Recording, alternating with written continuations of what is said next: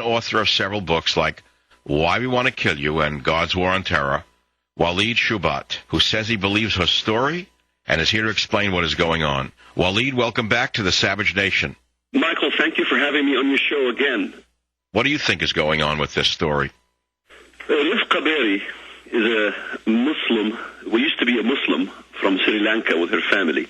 She converted 4 years ago to Christianity.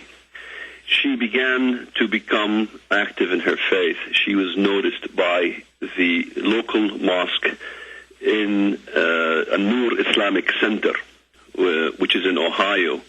And this is a hub of Islamic fundamentalism. Her father is a member of An-Nur Islamic Center, which really had this Salah Sultan, who is an active Hamas activist, Al-Qaeda supporter, also a colleague of Sheikh Qaradawi. These men are illegal to enter into the United States because they are terrorists or supporter of terrorism. The mosque itself basically made it public of her conversion, which means she should be killed. She was abused by her father. She was hit and beaten by her father. In fact, in the school records, it shows that there's been several cases in which she was examined and proven to be beaten by her family. She then was threatened by her father when the mosque began to spout the issue publicly. She was threatened by her father to be killed as an honor killing.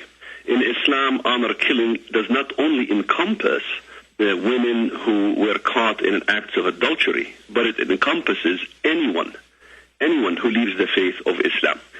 Muhammad, the Prophet of Islam, said in the Arabic language, "Tarik ad-din yuqtal," whoever leaves the faith of Islam, he should be killed.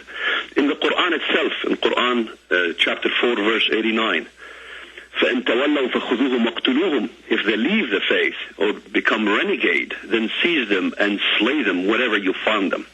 In other words, it becomes sort of a citizen arrest. Anyone could kill them wherever they are found, and they are justified of doing so. Well, this is a serious problem. Well, what happened after the threats? After she was threatened by her father, she took a bus and fled to Florida. So the court system in Florida has basically allowed her to remain in custody as a juvenile until the court date that is set, I believe, in a month or so, to decide her fate. If she ends up going to Sri Lanka, it is an assured death. Her father lied in his paperwork when he filed in the court system saying that he basically has no money.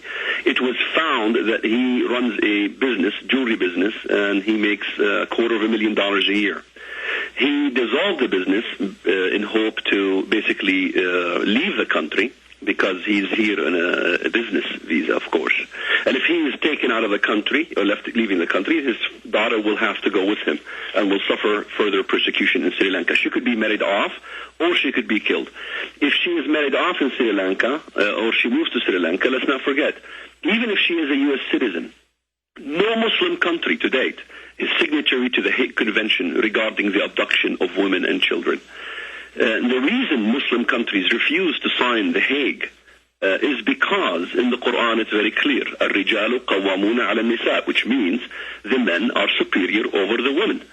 So she has no chance. As a matter of fact, even any American, and I deal with this every day at churches and universities, every place I go speak, there's always these women that come to me who are struggling and suffering with their children overseas, husband who's a Muslim who can take the daughter overseas. And God forbid, it's a girl. If any American woman has a girl for a Muslim husband, then the punishment of a girl marrying out of the faith of Islam is death. This is why you never hear of Muslim girls marrying non-Muslims. It doesn't matter, Muslim or Christian. If she leaves the faith or she marries a non-Muslim, she's to be killed. This fact is obvious. We have had several situations. Bridges TV is a prime example. This is a TV program that's supposed to be building bridges with non-Muslims. When the wife decided to leave the husband, he decapitated her. Oh, my God. Very little has been said in the media on this issue with Bridges TV. A man who killed his 2 daughters in Texas. Another husband and wife who killed their daughter while the FBI was listening in and recording and did not catch it until the day after. She was killed meticulously and very slowly by her parents. So we have several situations and conditions proving the point beyond shadow of a doubt that honor killing is very well exercised here in the West. The media seems to have taken the "it can't happen here" or "this isn't a real problem" excuse for not covering the story. But you have experienced these types of problems firsthand yourself? When I lived in the Middle East, my mother was prohibited from leaving for 35 years from the Middle East. She supposedly converted to Islam. She was never converted to Islam. She was always a Christian.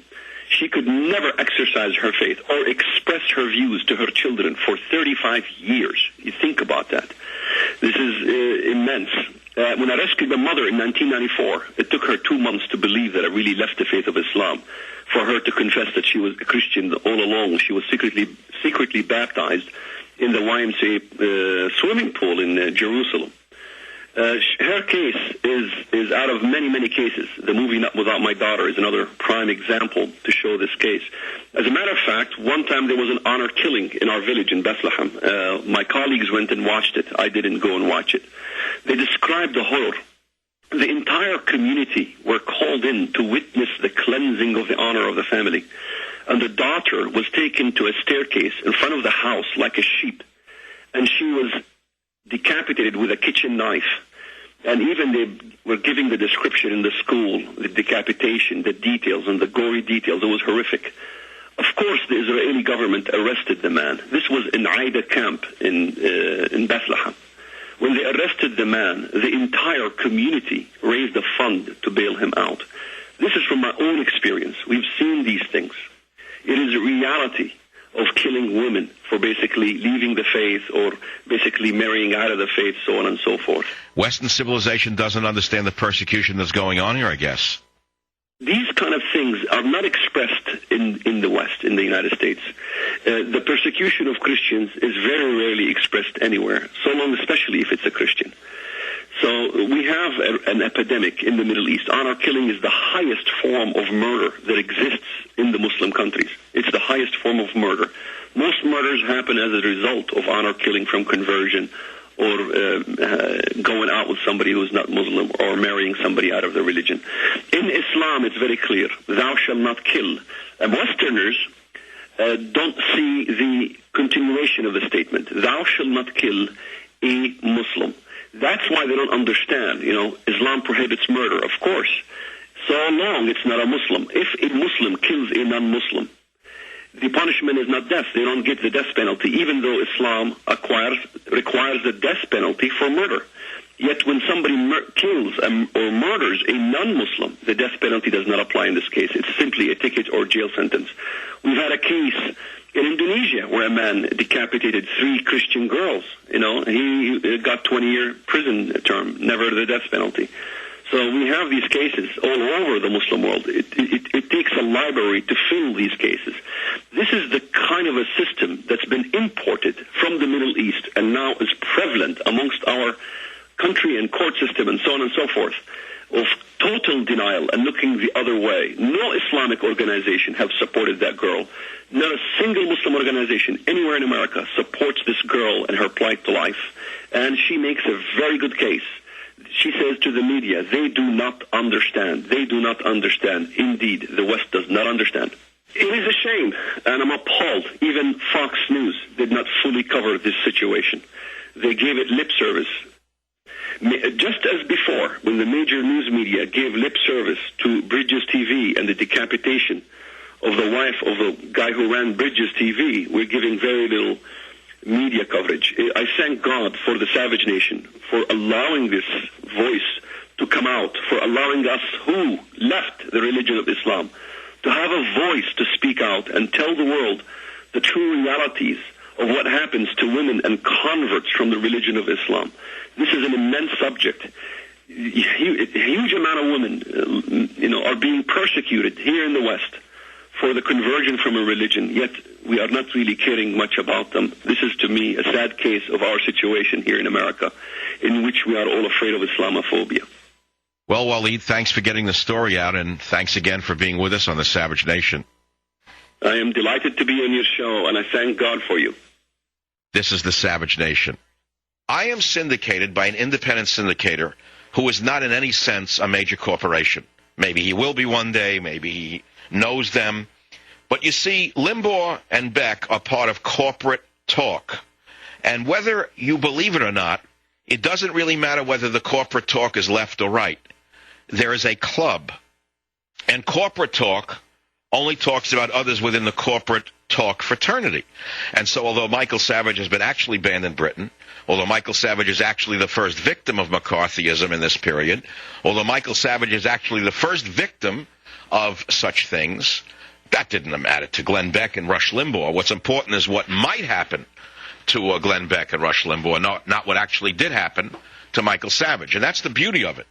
The beauty is that they can get away with it because the people themselves don't even see the hypocrisy. And now you understand what corporate broadcasting is as opposed to independent broadcasting. Savage. Michael Savage. Afternoons 3 to 7 on Talk 910 KNEW and online at 910KNEW.com.